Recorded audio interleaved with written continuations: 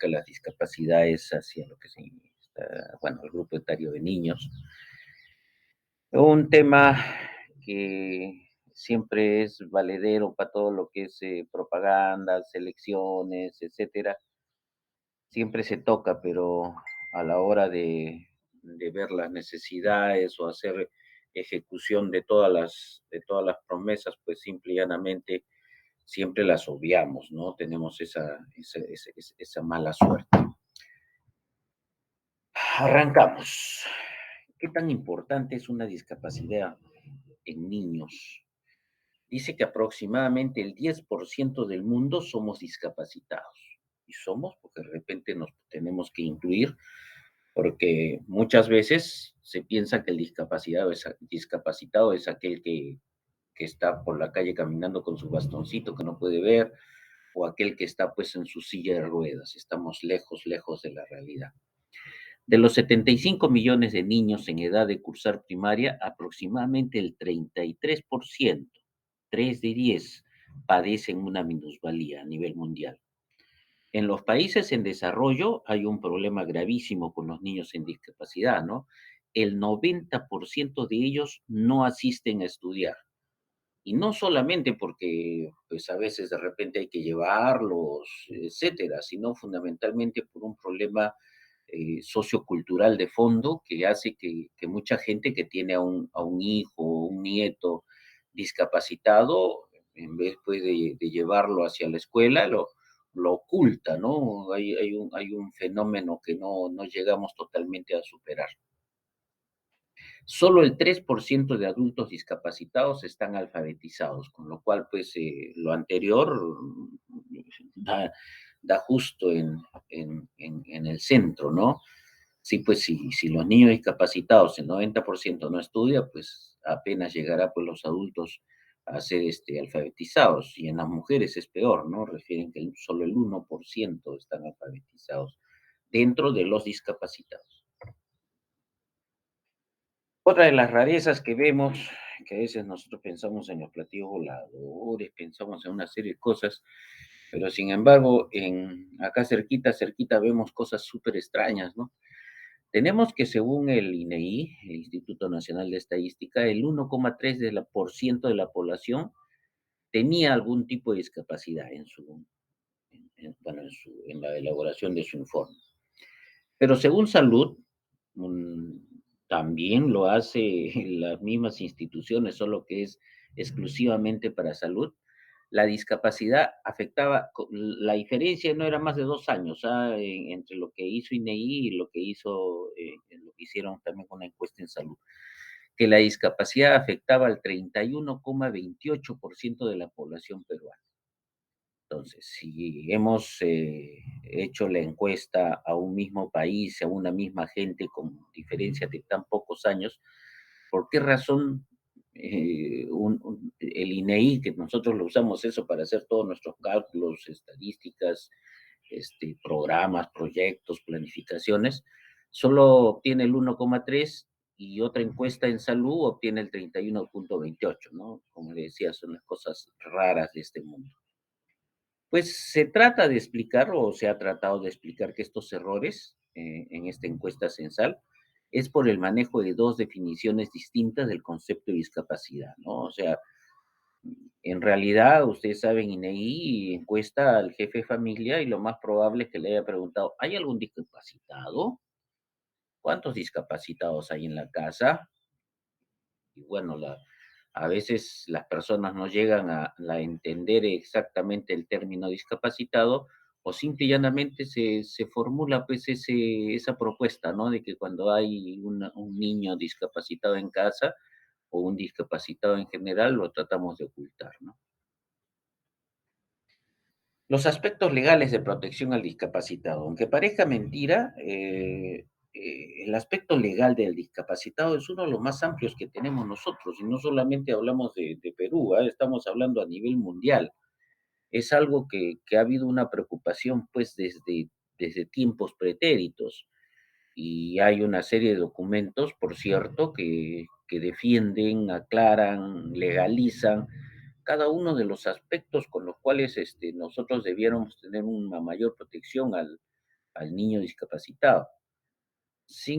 Y por cierto, a todos estamos suscritos nosotros, a todos estos convenios internacionales estamos suscritos nosotros, pero sin embargo, bueno, arrancamos. La Declaración de los Derechos del Niño desde el año 1959, la Convención de las Naciones Unidas sobre los Derechos de los Niños en el año 1989, la Convención Interamericana para la Eliminación de todas las formas de discriminación contra las personas con discapacidad, entre ellos los niños, en 1999, la Declaración Universal sobre Bioética y Derechos Humanos de la UNESCO en el 2005, y bueno, traer a colación la ley que sí ya se está dando, la Ley General de las Personas con Discapacidad, que fue la famosa creación del sistema CONADIS, que se dio en el año 1998.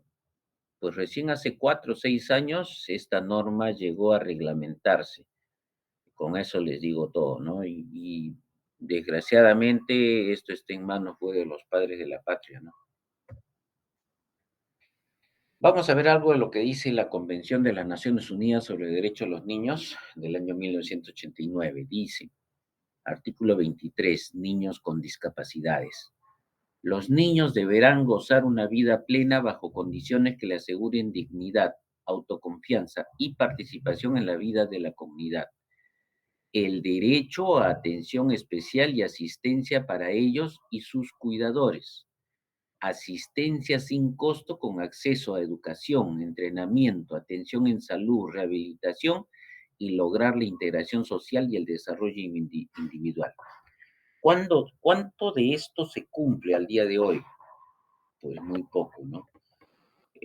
Vuelvo a repetir, los distintos gobiernos siempre han tenido en su plataforma para la elección, por supuesto, un capítulo especial para lo que significaba discapacitados y dentro de ellos, pues, para niños discapacitados. Sin embargo, cuando llega el momento de hacer la ejecución, la promulgación de distintas leyes, normas, reglamentos, pues ahí no llegamos a concretarlo, ¿no? Miren, esto de la Convención de las Naciones Unidas del año 1989 no ha variado hasta el día de hoy, por cierto. Nosotros estamos suscritos como país firmante de esta convención y por lo tanto debemos obedecer lo que dice esa convención. Sin embargo, hasta el día de hoy no hay una asistencia sin costo al 100% de los discapacitados, ¿no? Para que un discapacitado sea atendido, pues tiene que esperar una cola. Ahora, gracias al CONADIS que se ha dado un poquito de flexibilidad, ¿no? Y que se descentralizó por fin el CONADIS, porque antes CONADIS estaba en Lima. Imagínense por un discapacitado con todos sus problemas que tiene. Encima tenía que hacer toda la gestión en Lima o tenía que mandar a alguien a Lima para que le hiciera su gestión. No les estoy hablando más allá de 10, 12 años, ¿ah? Es acá cerquita nomás, así se hacía. Y el día de hoy no, ya se ha descentralizado, han empezado a participar, por ejemplo, los municipios, gobiernos regionales, de tal manera que ya ahora el diagnóstico se hace en los hospitales, ¿no? Y con ese documento que otorga el hospital como discapacitado, se hace el trámite y se puede hacer aquí, ¿no? Claro que sale una numeración nacional, ¿no? Es como un carné de discapacitado exactamente, se llama carné CONADIS, y con ese pues se está dando una serie de, digamos, presupuestos de facilidad para algunas cosas, ¿no? Por ejemplo, para comprar sillas de ruedas, incluso dar facilidad de disminución de impuestos para comprar un auto o un vehículo que se pueda adaptar a su discapacidad, ¿no? De tal manera que le pueda facilitar para un trabajo, por ejemplo. Eso se ha logrado, pero se ha logrado después de buenas decenas de años, pero ya se está haciendo, ¿no?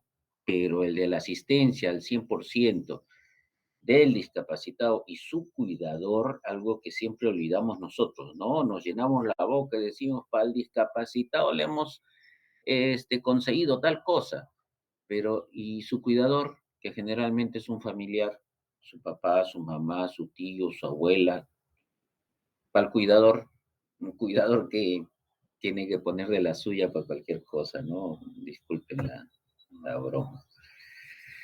Seguimos con la parte de todo significa la parte legal normativa.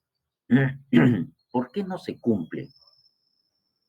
Hay teorías y hay teorías, ¿no?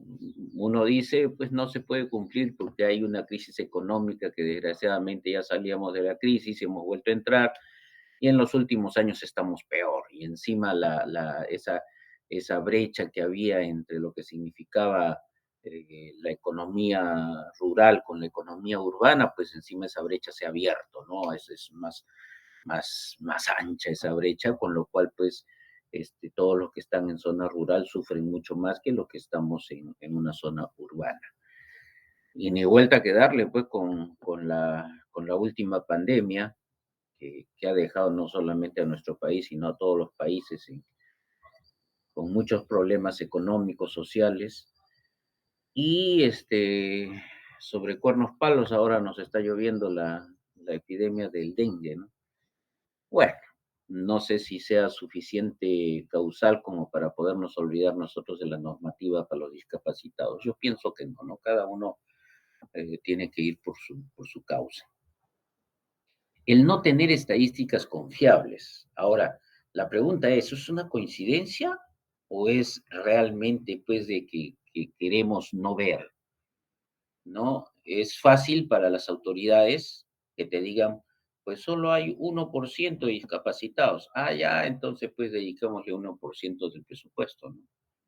Que es muy distinto a saber de que la realidad es distinta, de que son más de 30% de discapacitados y ahí sí les va a doler separar 30% de su presupuesto para discapacitados. Entonces, de repente es a propósito que prefieren creer lo que encuentran algunos organismos, por cierto, estatales, normales, y que aparentemente con esa información prefieren trabajar.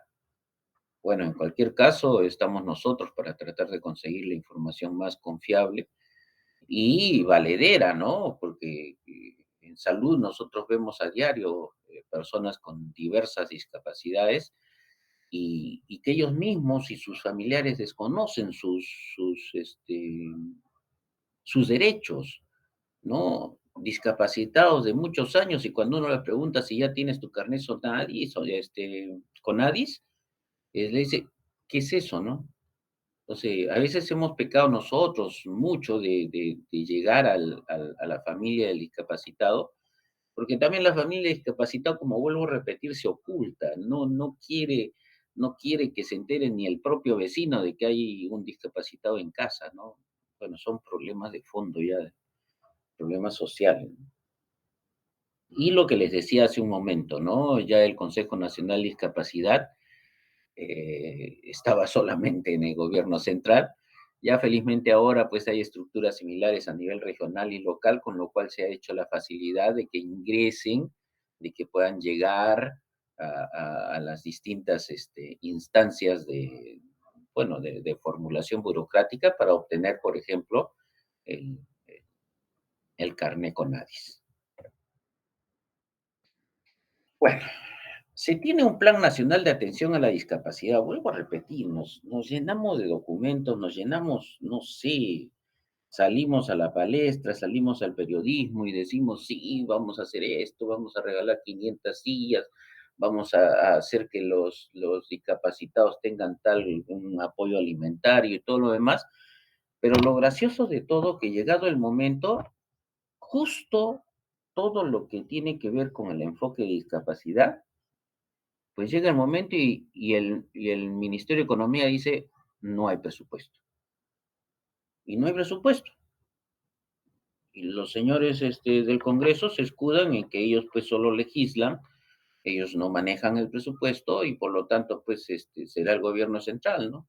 Y el gobierno central se escuda en que los señores del Congreso no hicieron adecuadamente la norma y no tuvieron la comunicación adecuada con el gobierno y por lo tanto nunca se pusieron de acuerdo en cuánto iba a costar esa ley. Parece mentira, pero sigue pasando y pasa día a día.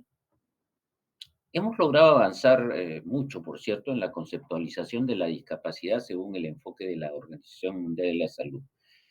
en tratar de que una discapacidad sea pues una experiencia universal y no de una minoría.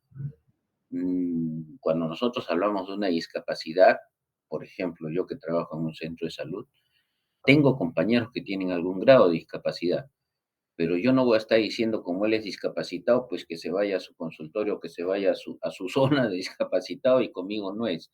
No podemos. Y en realidad, la exploración en un centro laboral es más fácil, pero cuando se hace en una sociedad, es difícil quitar el cuerpo, pero lo hace mucha gente, por cierto, es difícil quitar el cuerpo cuando hay la presencia de discapacitados. Lo vemos en las obras públicas, donde le gusta mucho a los municipios hacer las famosas veredas, ¿no?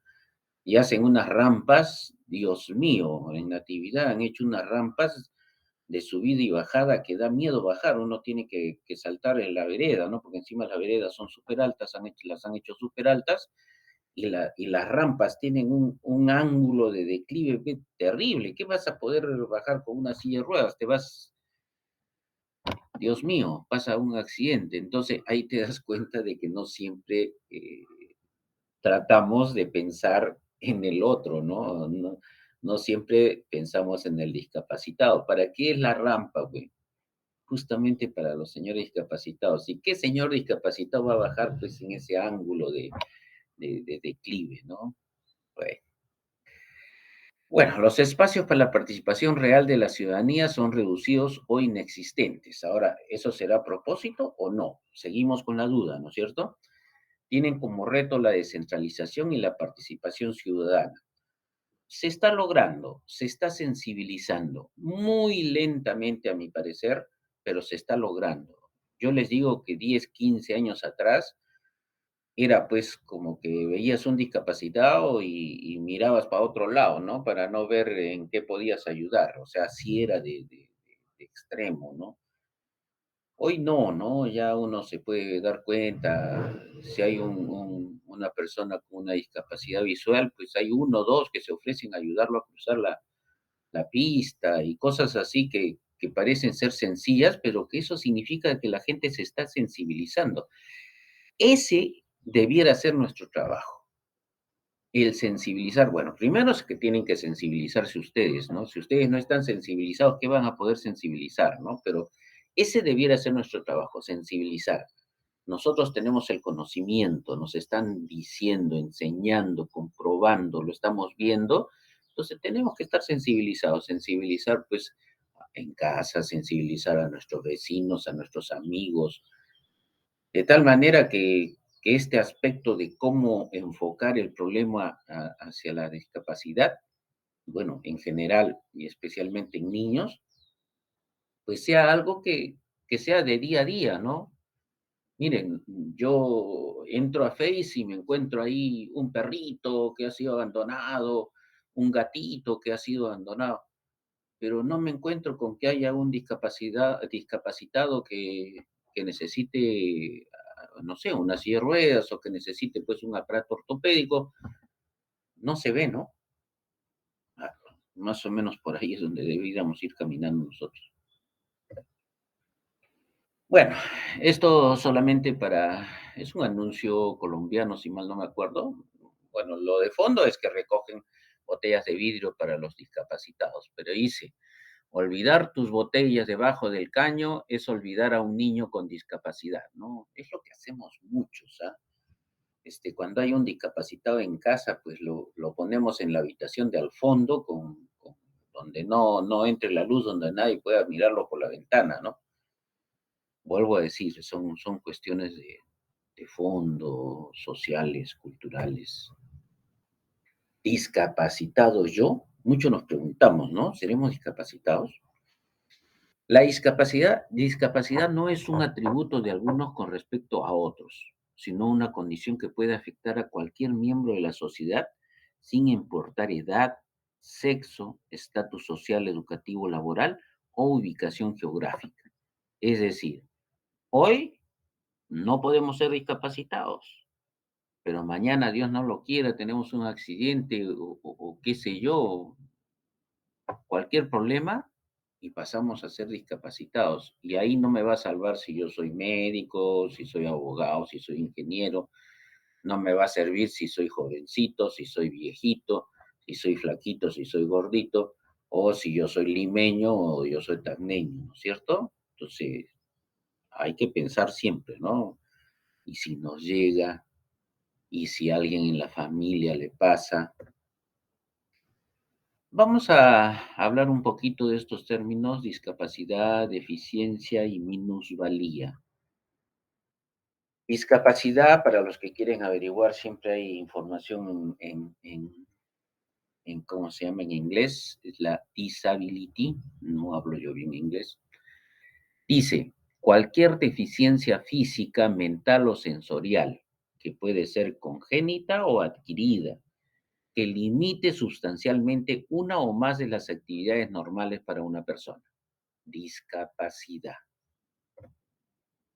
¿Qué es la deficiencia? En inglés, el impairment hace referencia a la existencia de una alteración o anormalidad de una estructura anatómica. Ojo, que condiciona la pérdida de una función que puede ser tanto fisiológica como psicológica.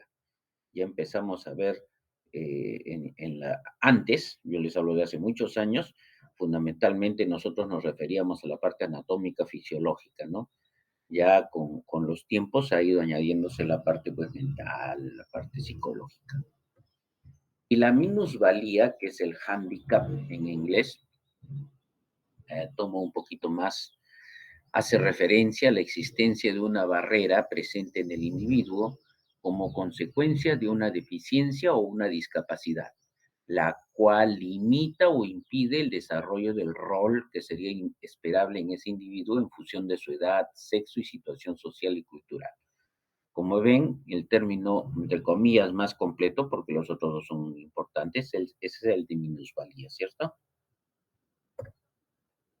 Clasificación de discapacidades a grandes rasgos, ya vuelo el pájaro. Hay discapacidades sensoriales, intelectuales y físicas. Ejemplos: discapacidad sensorial, por ejemplo, auditiva, de lenguaje, visual. Discapacidad intelectual, pues es la típica, ¿no? Problemas de retraso mental. Discapacidades físicas, por ejemplo, conocidas: espina bífida, distonía muscular, mielomeningocele, parálisis cerebral, hemiplegia. Ahora pasamos a lo que significa cómo diagnosticamos, porque una cosa es solamente decir tiene una discapacidad y otra cosa distinta es hacer la clasificación correcta. Muchas veces, si nosotros no la hacemos, pasa desapercibida, o sea, se olvida o simple y llanamente, pues, no se digita, no pasa a ser una estadística. A nosotros nos interesa mucho eso para saber, por ejemplo, qué tipo de discapacidades son las que están llegando a nuestros establecimientos. Pues, esta clasificación internacional de deficiencia, discapacidades y minusvalías, para los gringos que les gusta esto de las letras, el CIDDM,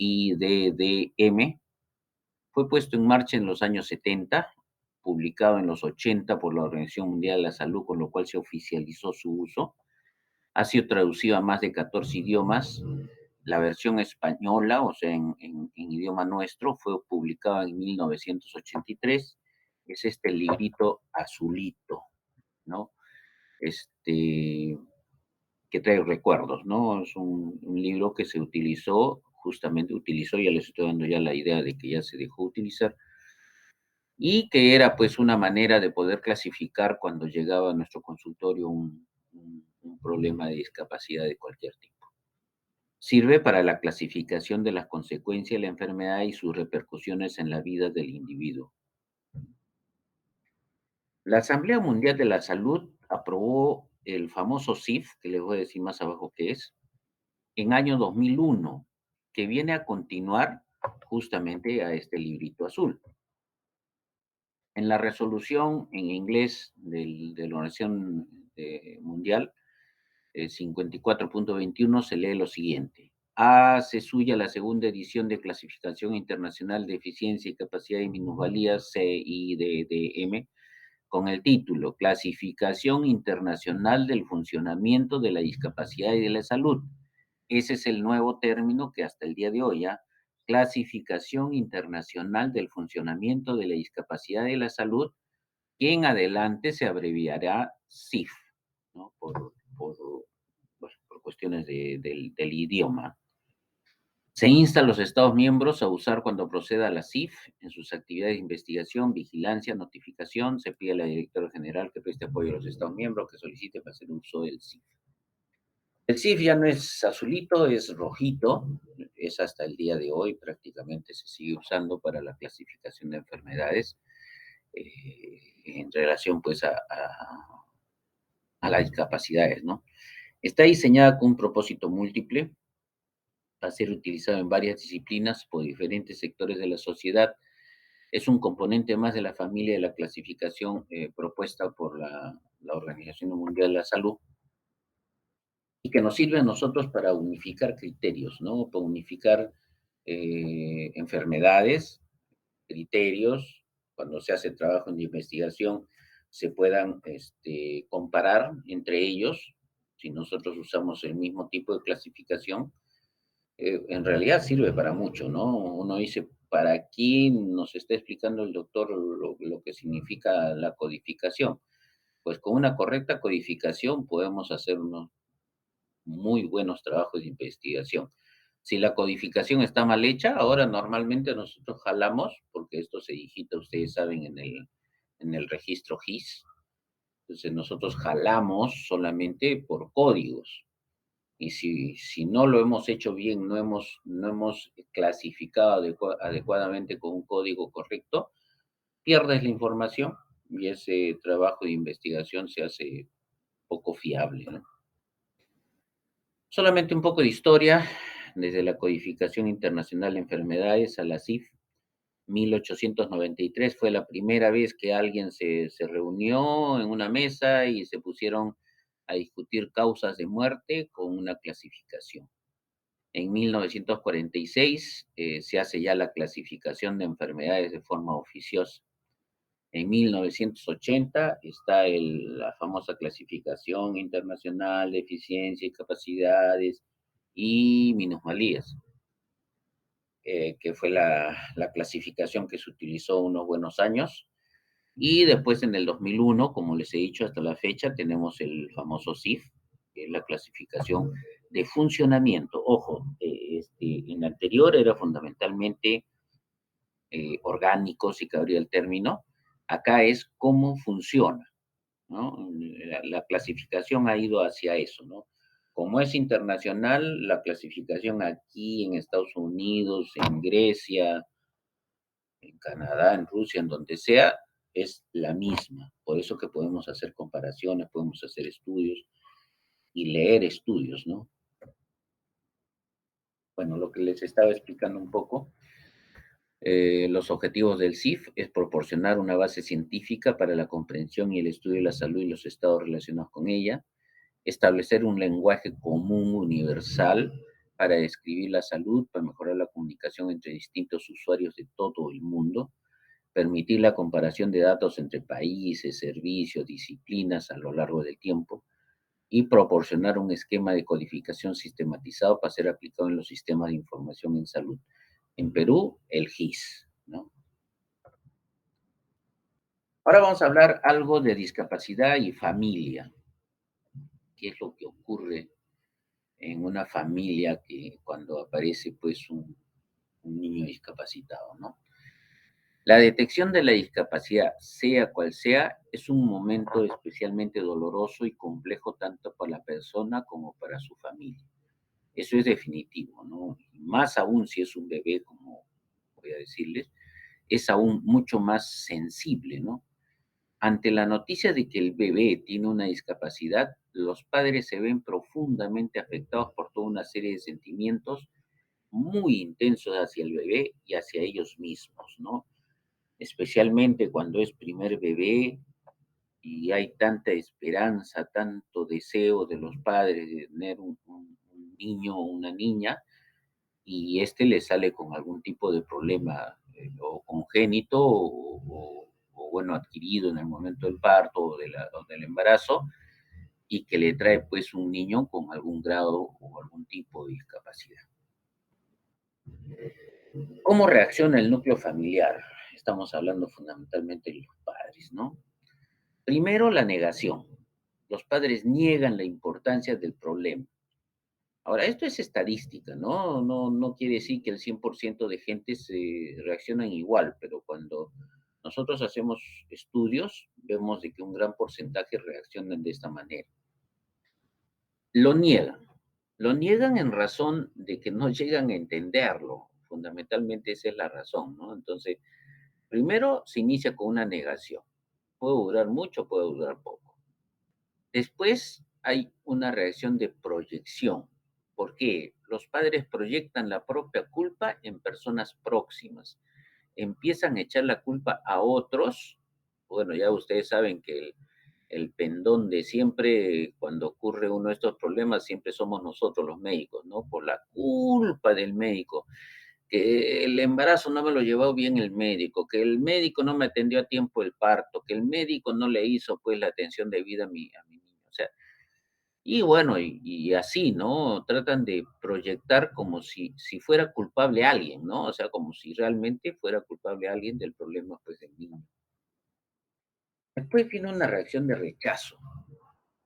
Si bien no es un rechazo que no lo quiero ver y chao y lo voto, tampoco, ¿no?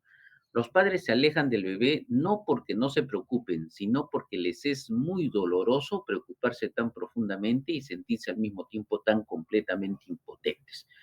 Es como, ¿cómo les explico?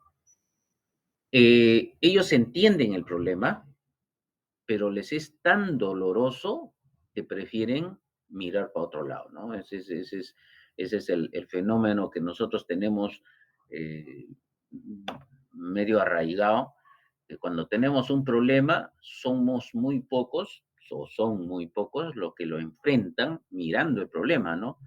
Hay otros que simple y llanamente pues quiebran, ¿no? Se van por el costadito o simple y llanamente siguen adelante, pero cierran los ojos o miran para el costado, ¿no? Es algo así. El rechazo en este caso es por eso, entienden el problema que tienen, entienden de que es muy doloroso, también entienden que no pueden hacer nada y eso les fomenta el rechazo. Después, aunque no lo crean, pasa una reacción de sobreprotección.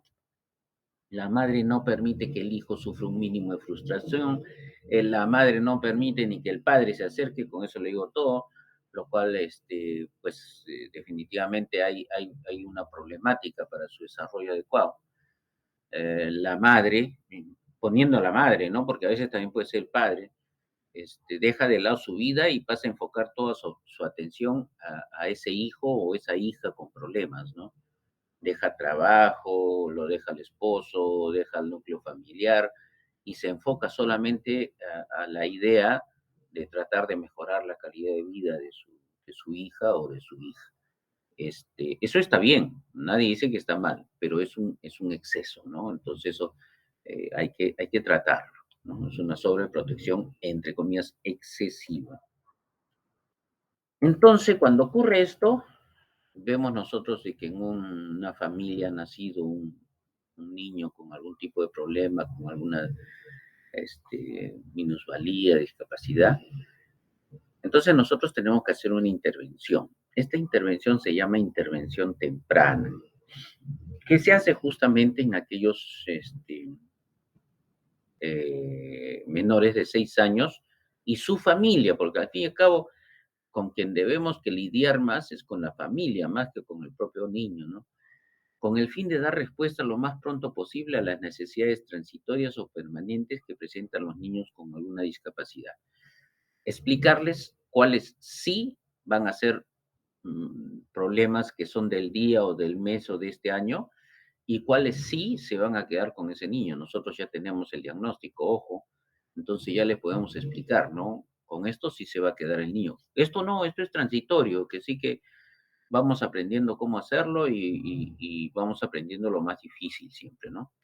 La intervención temprana debe tener en cuenta al niño en su totalidad y debe ser planificado con un equipo transdisciplinario. O sea, no es solamente pues el médico, estamos hablando pues de especialidades. Estamos hablando de pediatras, neurólogos, terapistas físicos, de lenguaje, profesoras de educación especial, ¿no? Psicólogos, psiquiatras, pediatras. Bueno, todos los que pueden ayudar a que esta familia con su hijo o hija puedan darle las mejores posibilidades de calidad de vida a ese niño o esa niña. Los famosos estereotipos, ¿no? Que los van a escuchar a ustedes, aunque no lo crean, al propio familiar muchas veces hablando así, ¿no? Asocian la idea de la discapacidad con las ideas de enfermedad y contagio. O sea, dice que porque, caramba, me lo llevé a un determinado lugar donde había cierta enfermedad, pues por eso que salió discapacitado, ¿no? Y tal y fulana y fulano tienen la culpa porque me contagiaron tal enfermedad y ellos son los culpables de la discapacidad de mi hijo. Bueno, que son castigo o pecado, ¿no? Yo me porté mal, nos portamos mal con mi esposa y por lo tanto Dios, siempre lo metemos a Dios para estas cosas, Dios nos mandó el castigo pues de este niño o esta niña, ¿no? Asociar la invalidez y la mendicidad, ¿no? Ya tenemos un discapacitado en casa, entonces vamos a ser pobres toda la vida, ¿no? Ya vamos a tener que vivir estirando la mano, como dicen, ¿no? Entonces, hay una asociación hacia ello, ¿no? Definitivamente, pues todos estos pensamientos inducen pues a la discriminación, a la incomodidad, a la lástima, a la segregación. Simple y llanamente empeoran lo que ya está mal, ¿no? O sea, si ya tenemos un problema con un familiar discapacitado, más aún si es niño, si pensamos de estas maneras, pues simple y llanamente vamos a ahondar los problemas, ¿no? Y vamos a hacer más difícil la intervención temprana, ¿no? O sea, he ahí la importancia de la llamada intervención temprana en estos casos. Ese es justamente el tratar de cambiar eh, las ideas, desde las ideas básicas, con la finalidad, pues, de darle las mejores posibilidades, que podemos hacerlo. Eso es lo más gracioso, que a veces nosotros, por, por las ideas que tenemos medias raras, dejamos de hacer atender a nuestros hijos, a nuestros familiares, con lo cual retrasamos, no meses, retrasamos años la posibilidad de tener una ventaja con un niño discapacitado, ¿no? Dice modelo universal versus minoritario. Personas con discapacidad, nos volvemos a preguntar otra vez, ¿quién era Beethoven? Beethoven era un discapacitado. Llegó un momento, no tenía mucha edad, que llegó a cero audición. Sin embargo, más de la mitad de su producción musical la hizo estando casi sordo y totalmente sordo, para que veamos, ¿no? O sea, pobrecito el sordo. Ay, Dios mío, ¿quién no quisiera ser Beethoven, no? Einstein. Einstein tuvo una serie de problemas, e incluso fue hospitalizado en un psiquiátrico por problemas de demencia, ¿no? Y sin embargo, hasta el día de hoy tenemos algunas fórmulas que ni el más insigne científico puede descifrar, ¿no? Están ahí en el aire algunas fórmulas que ha dejado nuestro querido amigo Einstein. Y bueno, Roosevelt, ya también lo conocen, condujo a Estados Unidos en los momentos más críticos de la Segunda Guerra Mundial. Él adquirió poliomielitis siendo adulto, adulto joven, y pues no lo van a ver ustedes mucho en silla de ruedas, siempre lo ven sentado justamente por ese problema que tenía, pero sin embargo, sacó a Estados Unidos adelante en la Segunda Guerra Mundial. Como saben, encabezó pues a todos los aliados y logró que se volteara la tortilla cuando iba Alemania ganando, ¿no? Entonces, una persona muy, muy insigne, muy, muy capaz y que también pues era discapacitado. Bueno, esto normalmente lo hacía yo leer a alguien de ustedes, pero lo leeré yo pues bueno, todavía tenemos tiempo. Acéptame como soy por amor y no por piedad. Haz de mí un ser útil porque no quiero vivir de limosnas. Líbrame de la crueldad y dependencia de otros.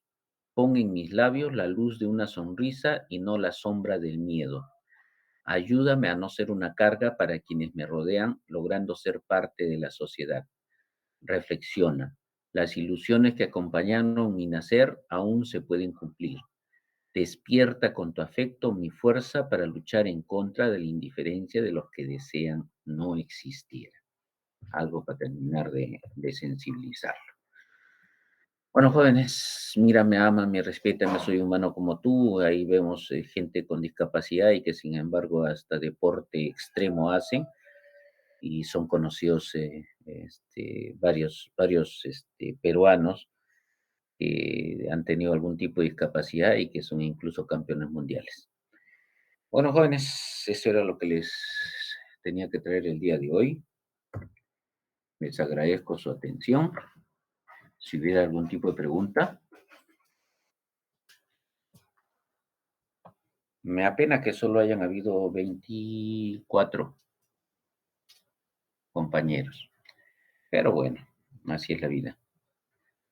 Si no hay nada más, les agradezco su presencia, jóvenes. Voy a dejar de grabar. Listo. Ahora sí, jóvenes, ya nos vemos.